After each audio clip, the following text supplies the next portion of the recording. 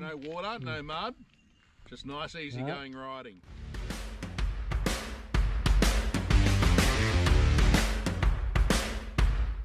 Okay, that wasn't easy.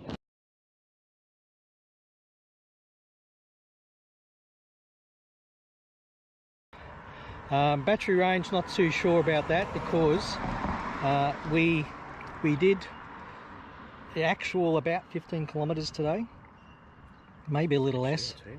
You can tell me on your app, but I'm down to 49%, so I've actually used half of what the gauge says. I don't know if we've actually used half the battery, but the gauge says I've used 51% and I've got 49 left. We did. So we'll have a look on the app just here.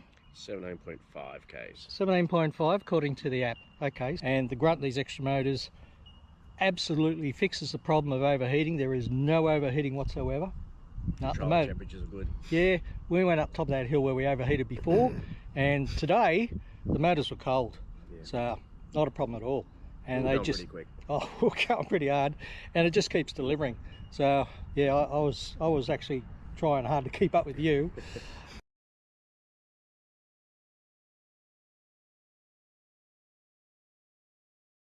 Now have a look at the original wheel,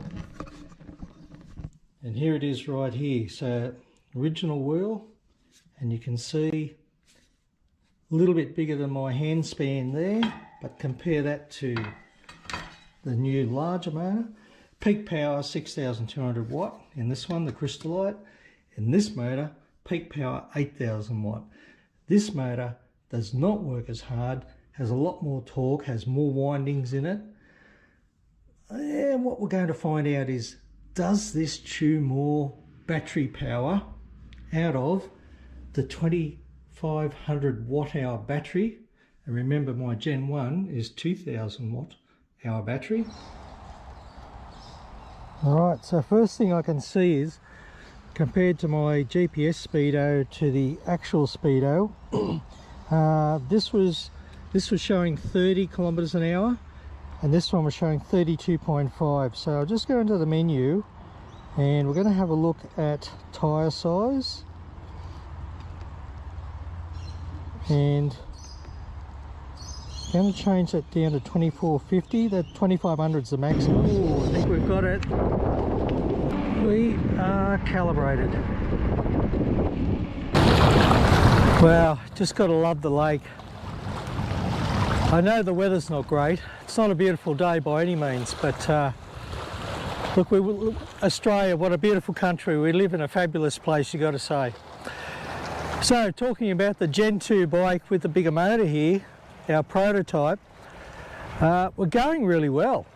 I'm actually quite surprised, but I am using the save your battery power techniques that I've previously spoken about, and that means going downhill, let go of the throttle. You don't need power when you're going downhill. You can pedal and go downhill at a suitable speed, no problem. And where are we at so far? Well, so far we're at 20 kilometers and I've only used 14%. Are we going to use more battery power with this bigger motor, or is it more efficient and we use less battery power?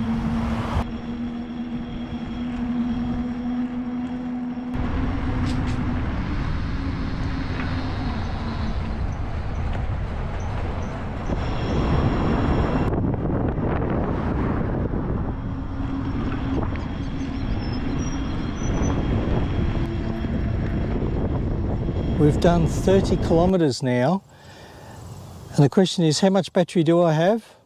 We are down to 70%. So 30 kilometers and 30% used on the battery. It's a beautiful day and I've got plenty of range to go.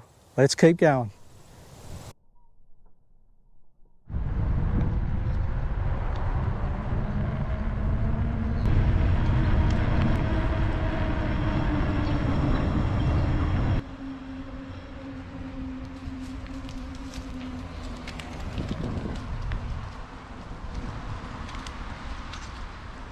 We have now done just over 40 kilometres and I've got 52%.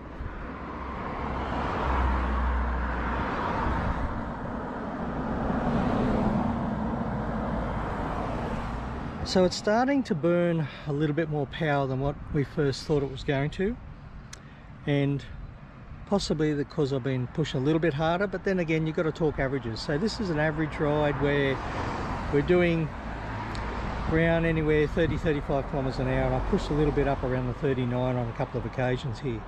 Now my problem is I'm not running out of battery so much, I'm running out of time.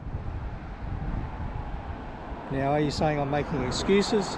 No, I don't make excuses, but I offer explanations. Now we're up to 50 kilometers and 39% battery left.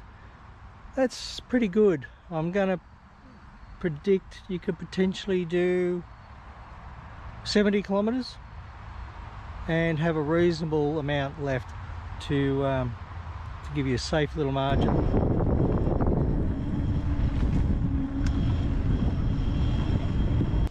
I'm getting worn out before the bike is. My legs are getting tired, I'm getting tired, and the reason is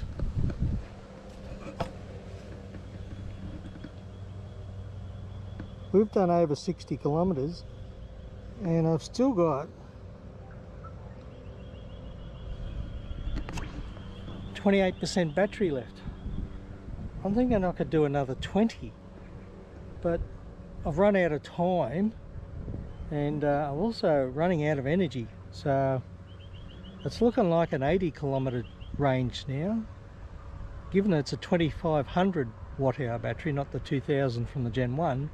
There is more battery capacity, but you know what, taking it easy with the big motor seems to be offering good range.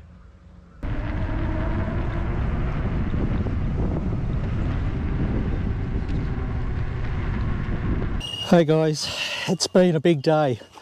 I've been riding now for 3 hours, and look, just check this out. Let's see what we've got. I'm not far from home, so I'm going to wrap this up now, but look at this, 70.4 kilometers and I've got 24% battery left. That's right, 70 kilometers we've done today in around about 3.5 hours nearly. I've still got 24% battery. So 70 kilometers, still with 24% battery left. How much further could I go? Guys, it is a few days later. I haven't been able to ride, but you know what? Look, we're back out here on the bike and I've done a few more Ks. I just kept going. Have a look at this.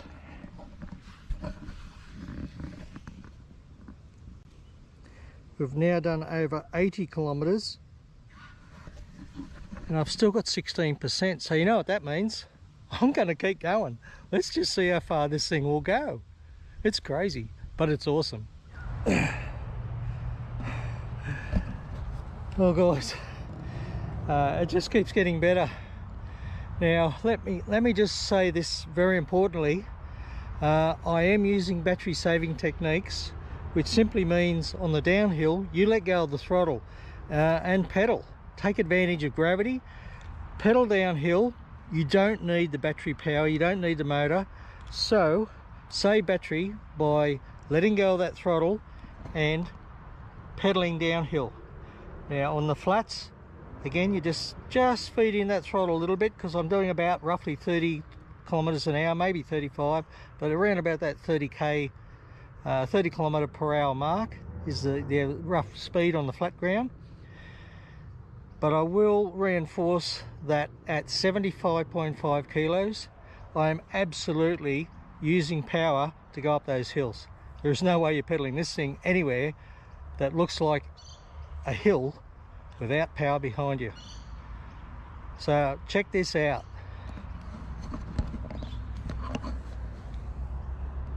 There's 90 kilometers. And you see there, I've still got 9%. Let's see what we can do with that. Let's keep going. I'm just going to park the bike up here, because remember, this bike does not have a side stand. Thanks, George. Okay, I'll just shift this 75.5 kilos around. All right, absolutely incredible. Yeah, just have a look at this. There it is, 100.6 kilometres. I've got 1% left. There it is, over 100 kilometres. And that is on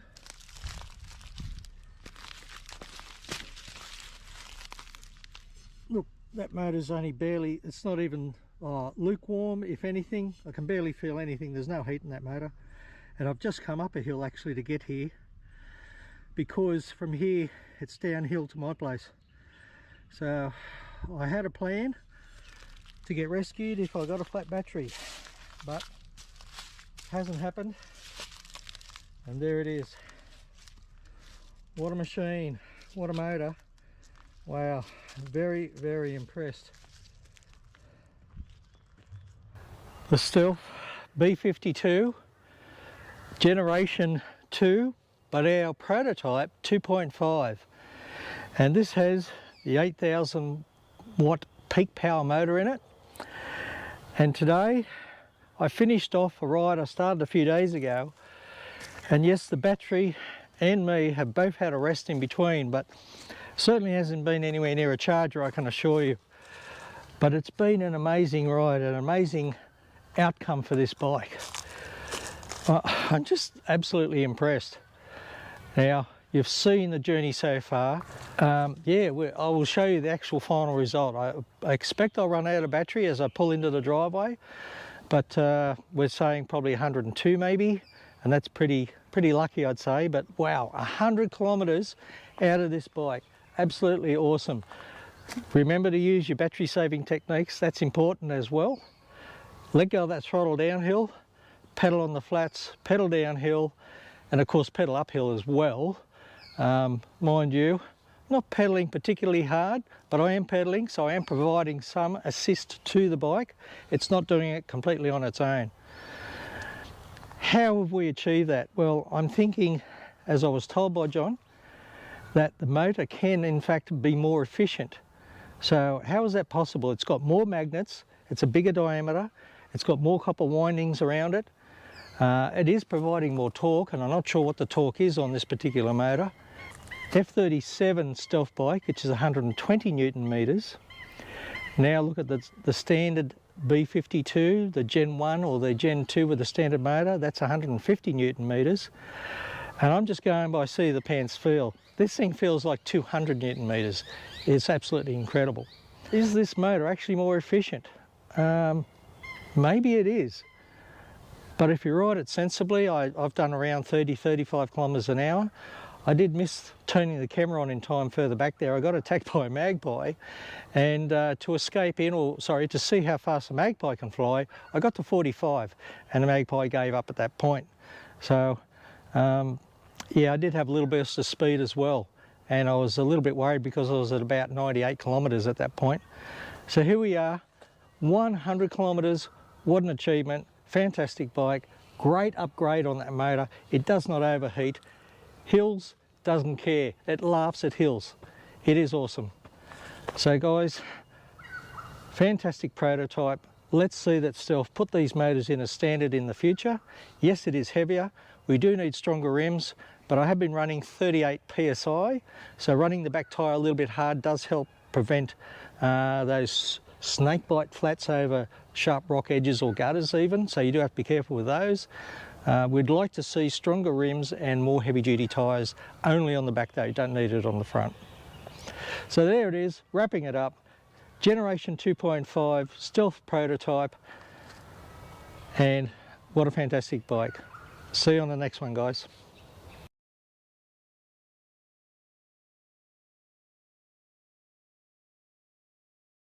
Well guys, back here in the secret Stealth cave, I did make it back. In fact, what I kept doing, because it kept delivering power, so I kept riding around the block and using power, not just pedaling only. There's no uphill, downhill. When there's any uphill, of course, you do use power. So anyway, back here in the Stealth cave, it was still delivering power even at 0%. So finally I just gave up. But have a look at this. This is the end result with a 0%, but still delivering power.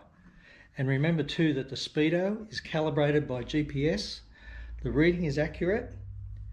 And what I've shown you is exactly what has happened. So here it is, the end result. B52.5 prototype range test. And this is what I've got.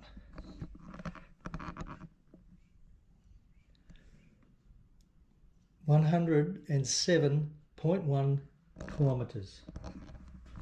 107.1 and still delivering some power. Who knows how much further it will go, but I'm not going to go to running out flat. I think that's plenty good enough, so I'm very happy with that, and I'm sure George you're going to be happy with that as well. So there it is. That's the final wrap up on the Gen 2.5 prototype range test. Thanks for coming along on the ride. Hope you enjoyed it, and what an awesome result.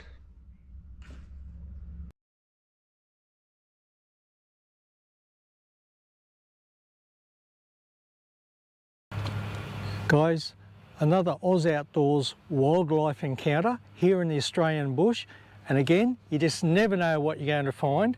And now you've seen previously in other episodes we've encountered red belly snakes, green tree snakes, and even the very rare red swamp frog. This time I've spotted a good old Aussie favourite. Now they're pretty slow going, so it should be easy to catch, but just wait till you see this little fella. Let's go and get him.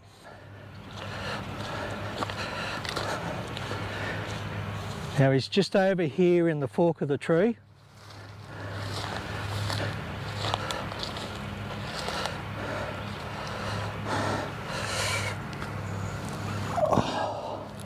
Oh, I've got him.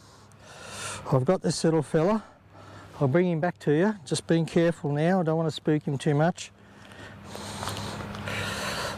I've got him right here. Here he is.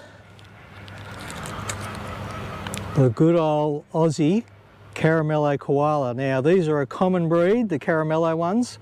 Easy to get, easy to find. So an Aussie favourite, the Caramello koala. What a great one. And I tell you what, just like the snakes and the frogs, let's try him out. Yum. Very tasty too. So, gotta love the Aussie Caramello koala.